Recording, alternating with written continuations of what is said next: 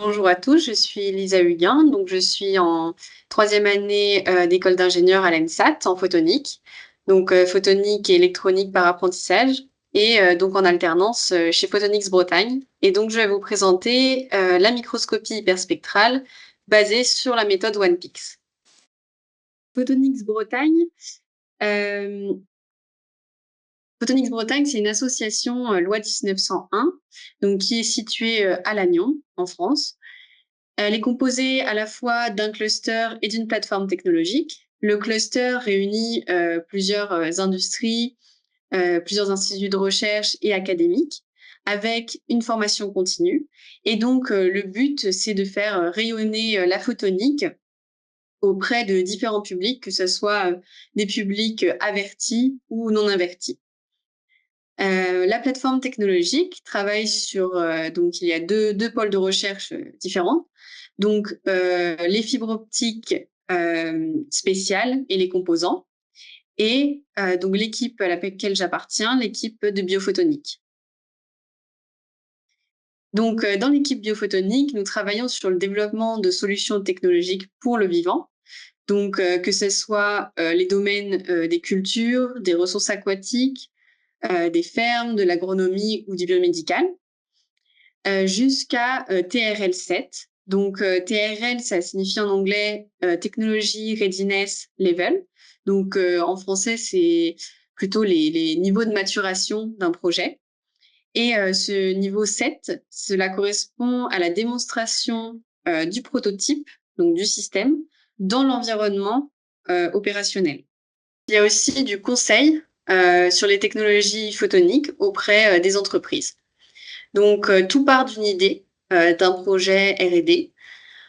Donc, que ça soit un projet interne ou un projet extérieur venant d'une entreprise. On passe par la preuve de concept, après quelques développements et quelques analyses du problème. Ensuite, il faut développer donc l'hardware, donc soit le montage optique avec les différents composants, mais aussi électronique, et éventuellement un software qui permet de synchroniser le tout, pour enfin finir sur la qualification et le transfert technologique. Donc c'est vraiment complet, il y a plein d'étapes différentes. Le principe du OnePix, donc c'est une caméra hyperspectrale à bas coût basée sur l'imagerie monopixel. Donc en fait, il n'y a pas de caméra, c'est un point qui va venir par reconstruction après redonner l'image, mais il n'y a pas de caméra. Donc en fait, c'est la caméra qui est très onéreuse. Et donc ce qui nous permet d'avoir ce coût réduit. Donc le projecteur projette différents patterns. Donc ces patterns, ils ont une fréquence spatiale. Donc on projette, c'est une illumination active sur l'échantillon qu'on veut imager. Ensuite, l'intensité résultante de la superposition des patterns fréquentiels avec l'échantillon est récoltée donc par une fibre optique jusqu'à un spectromètre qui enregistre non seulement l'intensité pour chaque fréquence spatiale, mais aussi l'intensité en fonction de chaque longueur d'onde, puisque c'est un spectromètre qui nous donne un spectre, donc c'est l'intensité en fonction de chaque longueur d'onde, pardon. Et donc, c'est là que réside le caractère hyperspectral. C'est avec ce spectromètre qui donne l'information en fonction de chaque longueur d'onde. À la fin, donc vous pouvez le voir ici, on construit le spectre petit à petit. La base utilisée, c'est une base de Fourier. Donc, il y a différents patterns de Fourier qui sont projetés. Le spectre se construit petit à petit.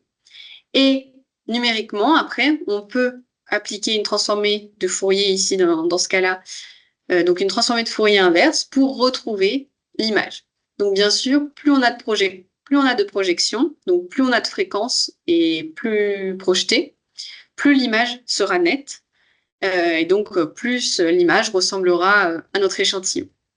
Maintenant, on se demande s'il est possible d'adapter cette méthode pour l'observation d'échantillons à une échelle micrométrique. Donc, nous avons utilisé une illumination colaire pour faire coïncider le faisceau incident donc avec la pupille d'entrée de l'objectif. Donc, il y a toujours le projecteur donc qui permet l'élimination active de l'échantillon, avec un jeu de lentilles et un diaphragme de champ, donc qui permet de créer l'élimination colaire.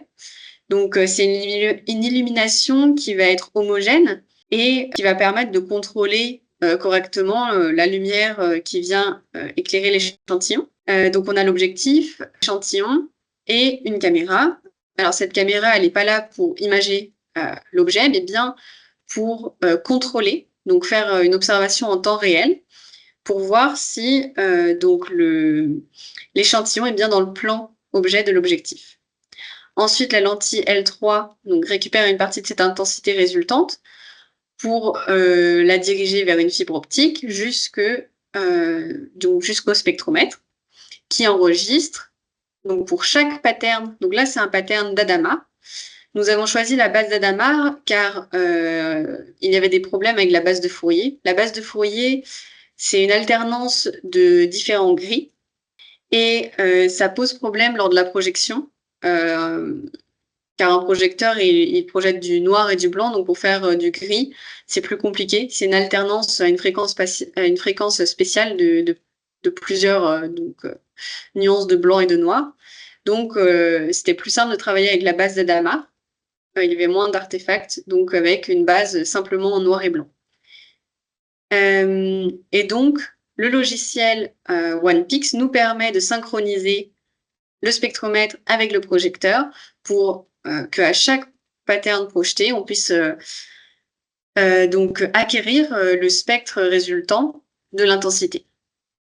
Alors, les performances qu'on a pu obtenir avec donc le système, on a utilisé une mire de résolution donc pour pouvoir avoir la limite de résolution de notre système.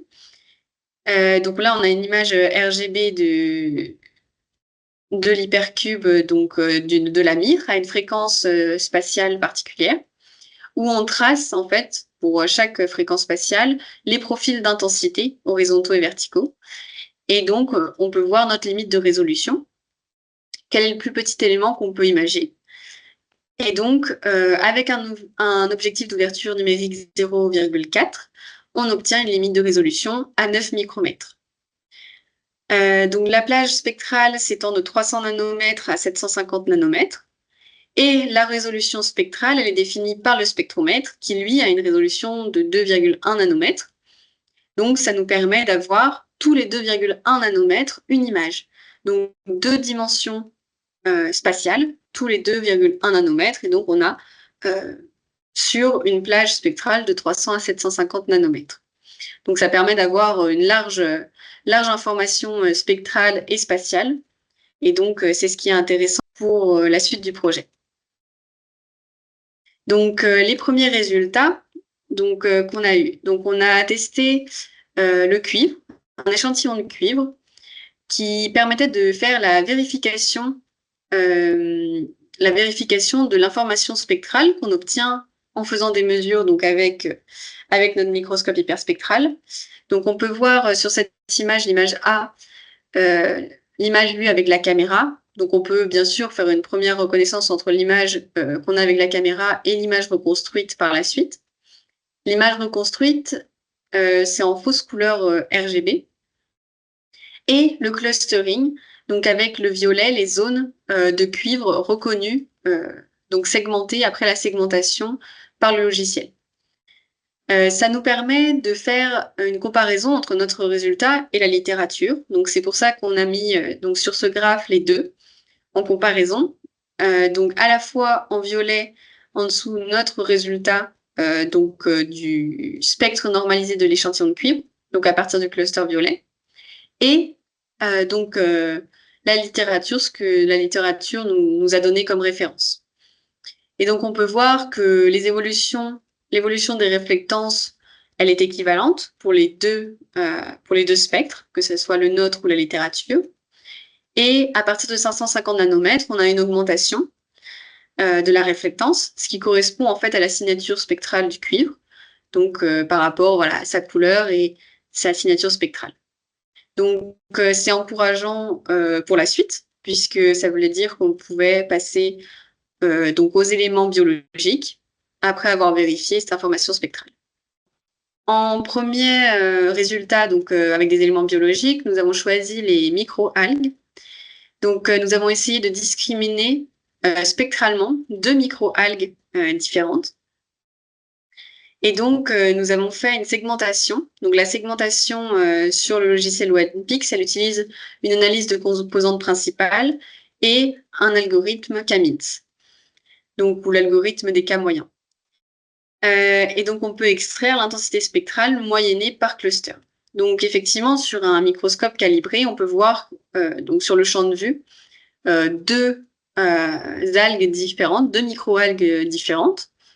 Mais effectivement, on voulait vérifier si, avec la segmentation, on arrive à discriminer spectralement ces deux microalgues.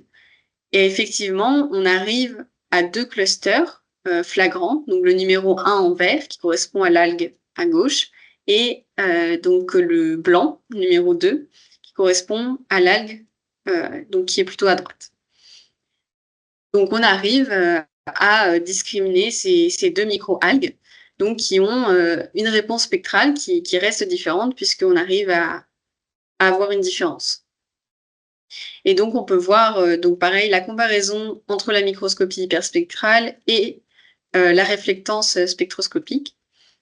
Et donc, on voit également les signatures spectrales. Ensuite, nous avons essayé les minéraux, donc avec le granit rose qui vient juste d'à côté de la côte de granit rose. Donc, le granit rose à l'échelle macroscopique nous paraît homogène et on ne peut pas distinguer à l'œil nu. On ne peut pas faire de distinction à l'œil nu particulière. Pourtant, à l'échelle microscopique, on peut faire une distinction entre les différentes phases minérales de la roche. Donc, effectivement, on voit sur l'image RVB donc, du microscope Leica, donc le microscope calibré. Donc, on voit à l'échelle microscopique donc, un bout de granit, mais à l'œil nu, c'est difficile de faire une discrimination. Par contre, avec la segmentation du logiciel, on arrive à avoir donc 3 clusters différents, donc un en bleu, un en vert et un en rouge, donc avec 3 réponses spectrales différentes. Donc les trois spectres moyennés par cluster ont été tracés sur la figure de droite, avec une augmentation de la réflectance entre 525 et 550. Donc ça correspond en fait à la signature spectrale, encore une fois, du granit rose, et une variation après 600 nanomètres, donc entre les 3 clusters, qui correspond à différentes concentrations en fer. Donc chaque cluster, donc chaque cluster qu'on peut voir ici, a une concentration différente en fer. Et donc ça, on peut le remarquer grâce à la microscopie hyperspectrale. En conclusion, on a pu prouver qu'il était possible d'adapter l'imagerie hyperspectrale OnePix à l'échelle microscopique.